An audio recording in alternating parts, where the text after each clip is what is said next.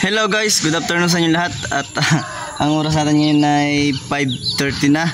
At overtime na nga tayo, no? So, nagpipintura ako nitong ating nabiling angular. 6 na 2x2 at dalawang 1x1. So, tsaka isang isang flat bar. So yan, nagkakahalaga na kagad yan ng 5,000. So sobrang mahal ng materials ngayon guys, no? Hindi kagaya nung una. So bubungan kasi natin yan, kaya bumili tayo nito. Itong ating tiris.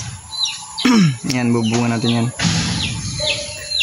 Kaya nag-uti ako ngayon kasi maaga akong umuwi galing sa trabaho. So sinisingit ko itong mga gawain dito sa bahay.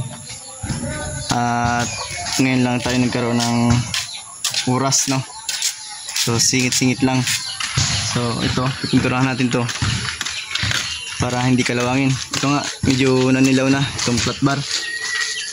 Kahapon lang ito binili, naulanan kasi. So yun lang guys. At abang-abang na lang sa mga update dito sa aking bahay, no? At hanggang sa matapos. So yun lang guys, at sana supportahan nyo ang aking YouTube channel, Joel's Vlogs TV.